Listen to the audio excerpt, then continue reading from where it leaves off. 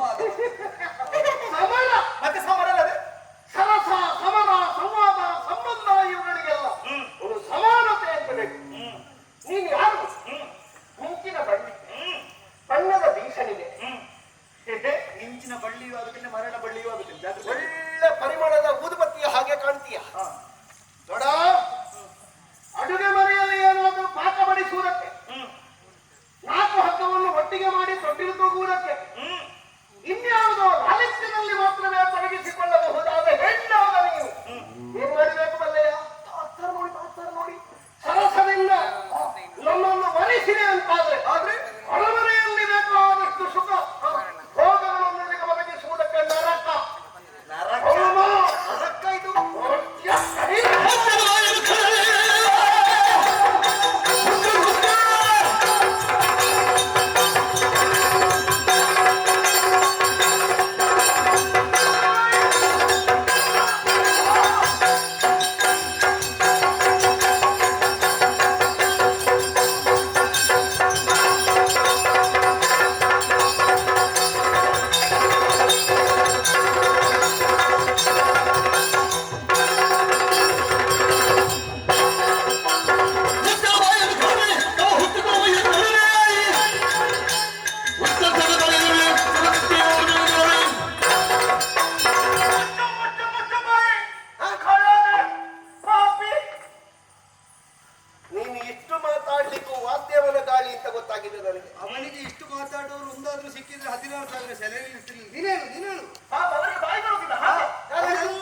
ಅವರೆಲ್ಲರೂ ಮಾತಾಡ್ಬೇಕಂದ್ರೆ ನೀನೊಬ್ಬಳೆ ಮಾತಾಡ ಬರುವುದಿಲ್ಲ.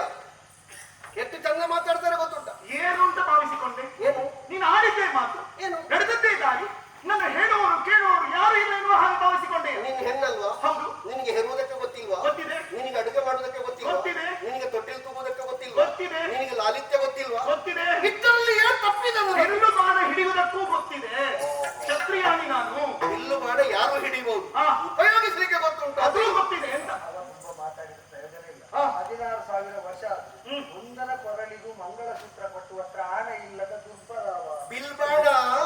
ಬಿಲ್ಬಾಣ ಮೊದಲೊಮ್ಮೆ ಸೀತಾದೇವಿಯು ಹಿಡಿಯುತ್ತಿದ್ಲಂತೆ. ಅವಳನ್ನು ವರಿಸುವುದಕ್ಕೆ ಪಣವಾಗಿರಿಸಿದಂತಹ ಧನುಸ್ಸನ್ನು ಎತ್ತಿ ಅವಳೇ ಆಡುತ್ತಾ ಇದ್ದಳಂತೆ. ಅವಳಿಗೆಲ್ಲ ಬಾಣ ಪ್ರಯೋಗ ಮಾಡಲಿಕ್ಕೆ ಗೊತ್ತಿತ್ತು ಅಂತ ಅರ್ಥ ಅಲ್ಲ. ಬಿಲ್ಬಾಣದಲ್ಲಿ ಆಟ ಆಡಿದವರೆಲ್ಲ, ಬಿಲ್ಲು ಕೊಟ್ಟವರೆಲ್ಲ, ಬಿಲ್ಲು ಕೈಯಲ್ಲಿದ್ದವರೆಲ್ಲ ಮಹಾ ಮಲ್ಲರು ಅಂತ ಅದರ ಅರ್ಥ. ಅದು ವರಿಸುವುದಕ್ಕೆ ಪಣ. ಈ ಪಣ ಯಾಕೆ? ನಿನ್ನ ಶೇಷಂ ತೆಗೆಯಲಿಕ್ಕೆ ಬೇಕಾದ. ಏನಿದು ಜೋಡಿಸಿದ್ದು ಅಂತ ಎಣಿಸಿದ್ಯಾ? ನೋಡೋಣ. ನನ್ನ ಕುತ್ತಿಗೆಯ ಮೇಲೆ ಯಾರೋ ಇಟ್ಟದ್ದು ಅಂತ ಅವರಿಗೆ ತಕ್ಕ ಮಾಲಿನ್ಯ ಅನ್ವೇಷಣೆಯಲ್ಲಿದ್ದಾರೆ.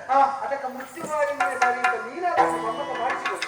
ನಾನು ಒಲಿದರೆ ನಾರಿ, ಮುನಿದರೆ ಮಾರಿ, ನಿನ್ನ ಪಾಲಿಗೆ ಹೆಮ್ಮಾರಿ, ನಿನ್ನ ಪಾಲಿಗೆ ನಾರಿ.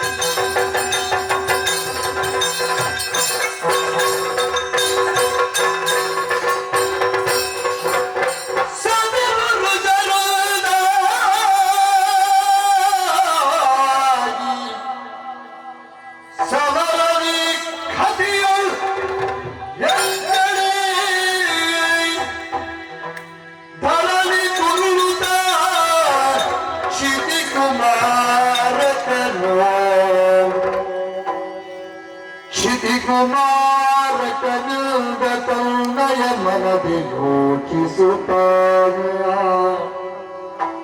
ಶತದಳಾತ್ಮಜವಿತ್ತವರದಲ್ಲಿ ಕ್ಷಿತಿಯೊಳು ನಮಗೆಲ್ಲರೂ